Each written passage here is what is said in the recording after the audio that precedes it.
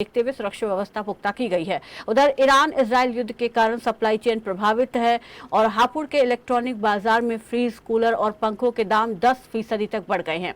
अंतर्राष्ट्रीय बाजार में प्लास्टिक, दाना, कॉपर और गैस महंगी होने से कंपनियों ने 15 मार्च के बाद कीमतों में इजाफा कर दिया है। भीषण गर्मी के बीच बढ़ती महंगाई ने उपभोक्ताओं का बजट भी बिगाड़ दिया है, जिससे खरीदारी करना अब लोगों के लिए मुश्किल हो रहा है। देखिए संवाददाता अनिल कश्यप की ग्राउंड रिपोर्ट।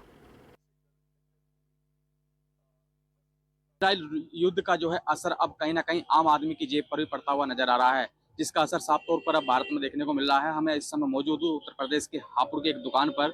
ये इलेक्ट्रॉनिक की दुकान है और यहाँ पर जो दुकानदार का मानना है कि जो इलेक्ट्रॉनिक सामान है उन पर अब कहीं ना कहीं बढ़ोतरी देखने को मिले। कितनी बढ़ोतरी देखने को मिल रही है सीधे तौर पर दुकानदार से ही जानने की कोशिश करते हैं। क्या नाम है आपका?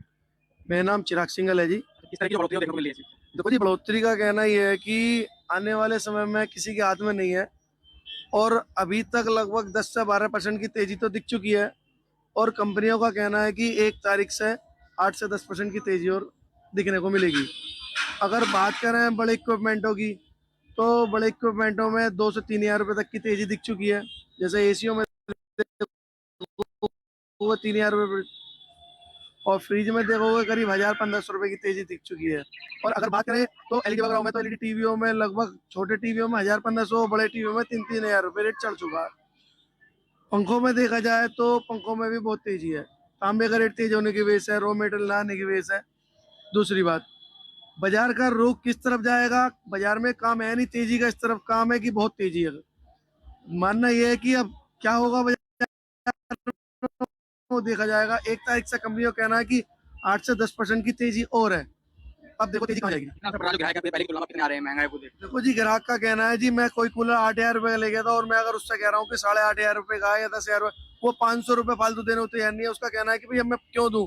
और जबकि रेटों का कदर बढ़ा है तो 1500 रुपए कूलर का रेट तेज हो चुका है।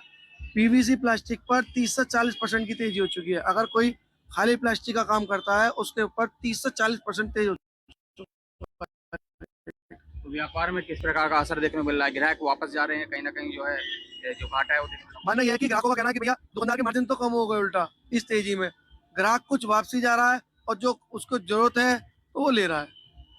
बिल्कुल, देखिए साफ तौर पर जिस प्रकार से जो इलेक्ट्रॉनिक प्रोडक्ट हैं उन पर जो दाम बढ़े हैं, जो आम आदमी है, जो ग्राहक है, जो पहले उस सामान को सस्ते में ले गया और अब जो आकर उसको देख रहा है कि वो सब सामान जो है महंगा मिल रहा है, तो कहीं ना कहीं दुकान पे जो ग्राहक आता है वो दूसरी दुकान ट्राई करने के लिए जरूर जाता है, क्योंकि रेट बढ़ने की वजह से उसको आशंका रहती है कि कहीं दुकानदार अपनी तरफ से कुछ महंगा नहीं करें। तो साफ तौर पर जो इस युद्ध का असर है वो अब इलेक्ट्रॉनिक सामान पर भी पड़ना शुरू हो गया है, जिसका नतीजा ये है कि अब दुकानदार जो है पूरी कहीं ना कहीं मायूस नजर आ रहे हैं। हापुड़ से एक बस्ती में पुलिस ने नशे